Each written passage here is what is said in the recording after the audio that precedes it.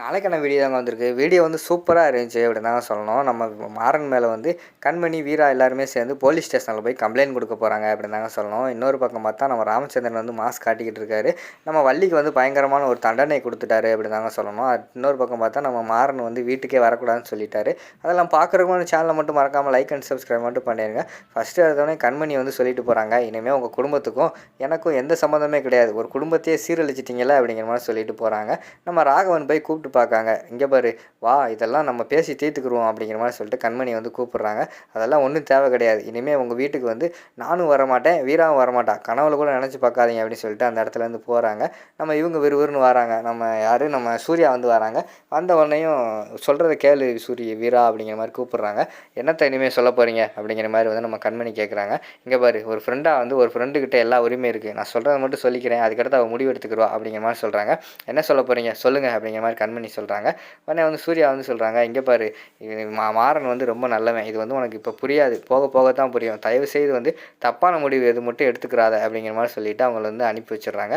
உடனே வந்து அந்த இடத்துல எல்லாருமே போன பிறகு நம்ம ராமச்சந்திரன் இருக்காங்கல்ல, ராமச்சந்திரன் வந்து ஒரு குடும்பத்தையே சீரழிச்சிட்டியலா, நீ வந்து உன்னோட கல்யாணத்தை மட்டும் பண்ணலா, நீ கல்யாணம் பண்ணதுனால ஒரு குடும்பமே பிரிஞ்சு சீரழிஞ்சிருச்சுடா அப்படிங்கிற மாதிரி சொல்லிக்கிட்டு இருக்காங்க.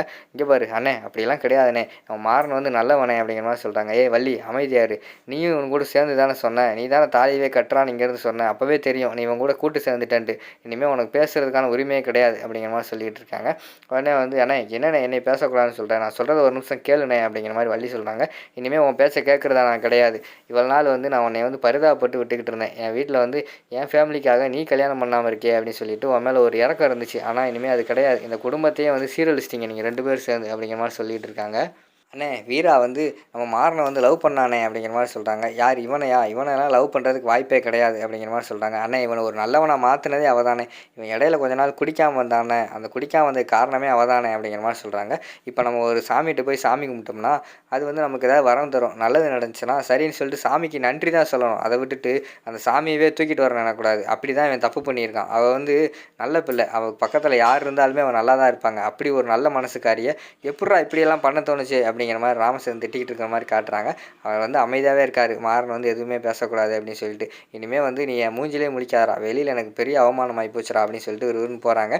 எல்லாருமே மாறன் கிட்ட நிற்காங்க. உடனே நம்ம ராமச்சந்திரன் வந்து சொல்கிறாரு, இப்போயே என் கூட வர்றவங்க வந்துருங்க, இல்லை நான் அவன் கூட தான் இருப்பேன் அப்படின்னு சொல்லிட்டா இருந்துக்கோங்க, அதுக்கடுத்து வீட்டில் காலடி வச்சிடாதீங்க அப்படிங்கிற மாதிரி சொல்லிட்டு போயிடுறாங்க.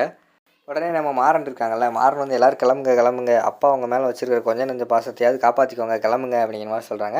வள்ளி வந்து போக மாட்டேன், உன்னை விட்டு எப்பட்றா நான் போகிறது தனியாக அப்படிங்கிற மாதிரி சொல்கிறாங்க. அத்தா இங்கே பாரு, என்னை நினச்செல்லாம் ஃபீல் பண்ணாத, நீ ஒன்றும் ஃபீல் பண்ணாமல் கிளம்பு, நான் பார்த்துக்கிறேன் என்னைய, எல்லாம் நான் பண்ணது தப்பு தானே, இதுக்கு எல்லாத்துமே இப்படி தான் நடக்கும் தெரியும், நம்ம பண்ணதுக்கு நம்மளுக்கு கூப்பிட்டு வச்சு கொஞ்சுவாங்களா, நீ கிளம்பத்த அப்படிங்கிற மாதிரி சொல்லிடுறாங்க. சரின்னு சொல்லிட்டு அவங்க அழுதுகிட்டே கிளம்புறாங்க.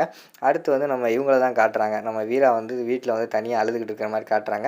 அந்த இடத்துல வந்து கண்மணி சொல்கிறாங்க, இவனை சும்மாவே விடக்கூடாது, இப்படி பண்ணிட்டானே, நம்ம அண்ணனையும் கொண்டுட்டு இவங்களத்தையும் தாலி கட்டிட்டான், நம்ம குடும்பத்தையே சீரழிச்சிட்டாங்க, அம்மா இனிமேல் நாங்கள் யாருமே அந்த வீட்டுக்கு போகிற மாதிரி இல்லைம்மா, நாங்கள் வந்து இந்த வீட்டில் தான் இருக்க போகிறோம் அப்படிங்கிற மாதிரி சொல்கிறாங்க.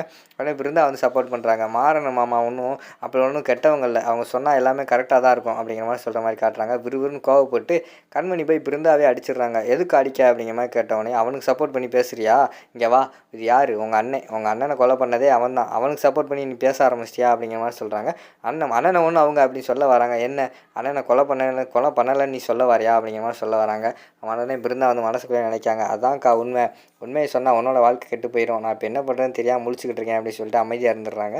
அடுத்து மாறன் வந்து வெளியில் மண்டபத்தை விட்டு வெளியில் வராங்க. மண்டபத்துக்கு தெரிஞ்சவங்க வந்துடுறாங்க. என்ன மாறா, கழுத்தில் மாலையோடு இருக்க, என்ன உனக்கு கல்யாணமா அப்படிங்கிற மாதிரி கேட்டவொடனே, ஆமாம் கல்யாணம் அப்படிங்கிற மாதிரி சொல்கிறாங்க. மாறன்னு என்னப்பா என்கிட்ட ஒரு வார்த்தை கூட சொல்லவே இல்லை அப்படிங்கிற மாதிரி கேட்காங்க. எனக்கே இப்போ தானே தெரியும் அப்படிங்கிற மாதிரி சொல்கிறாங்க. எனது உனக்கே இப்போ தானே அப்படிங்கிற மாதிரி கேட்டவொடனே, ஆமாம் ஒன் சைடு மேரேஜ், நான் லவ் பண்ண பொண்ணுக்கு வேறு ஒருத்தங்க கூட கல்யாணம் நடந்துச்சு, நாங்கள் தாலி கட்டிட்டேன் அப்படிங்கிற மாதிரி சொல்கிறாங்க. பரவாயில்லையே, அதானப்பா ஊருக்குள்ளே தான் பேசிக்கிட்டு இருந்தாங்க, நீ அந்த பொண்ணை டாவடிக்கிறேன்னு சொல்லிட்டு கடைசியில் மனைவி ஆக்கிட்டியா, ட்ரீட் எப்போ அப்படிங்கிற மாதிரி சொல்கிறாங்க. இப்போ நான் வீட்டுக்கு போகிறேன், எனக்கே பயங்கரமான ட்ரீட் கிடைக்க போகுது, போங்கடா, நான் வந்து டபுள் சைடு ஆன பிறகு உங்களுக்கு ட்ரீட் வைக்கிறேன் அப்படிங்கிற மாதிரி சொல்லிவிட்டு அவங்க ஃப்ரெண்ட்ஸ் எல்லாம் அனுப்பி வச்சிடுறாங்க. சரின்னு சொல்லிட்டு மாறன் புலம்பிக்கிட்டே போகிறாரு.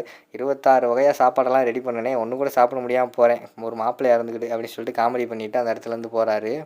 அடுத்து வீட்டில் வந்து ராமச்சந்திரன் வந்து நம்ம ராகவனையும் வள்ளியும் கூப்பிட்டு வச்சு கேட்காங்க, கூடயே இருந்து இப்படி குழி பறிச்சிட்டிங்கல்ல, உங்களுக்கு முன்னாடி தெரிஞ்சிருந்தா என்கிட்ட சொல்லியிருந்தா நான் கல்யாணத்தை நிப்பாட்டியிருப்பேன்ல அப்படிங்கிற மாதிரி சொல்கிறாங்க.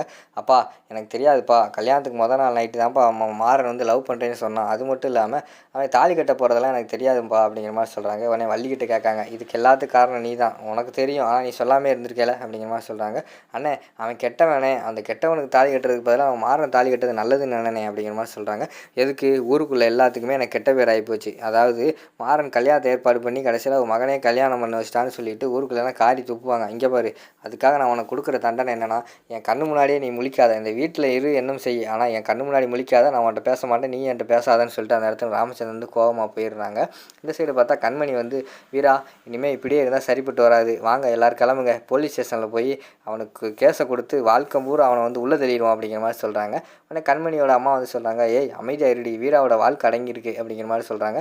என்னது வீராக்கு வாழ்க்கையா, இனிமேல் வீராக்கு வாழ்க்கையே அவன் கூட கிடையாது, நான் கடைசி வரைக்கும் இங்கே தான் இருக்க போகிறோம் எல்லாரும், சரியா எல்லோரும் கிளம்புங்க, நம்ம உடனே போய் போலீஸ் ஸ்டேஷனில் கம்ப்ளைண்ட் கொடுத்துட்டு வந்துடுவோம் அப்படிங்கிற மாதிரி சொல்லிக்கிட்டு இருக்கிற மாதிரி காட்டுறாங்க. அந்த இடத்துல வந்து வீரா வந்து அமைதியாகவே இருக்கிற மாதிரி காட்டிக்கிட்டு இருக்காங்க. அதோட பார்த்தீங்கன்னா அந்த எபிசோடு வந்து முடிச்சிடுறாங்க.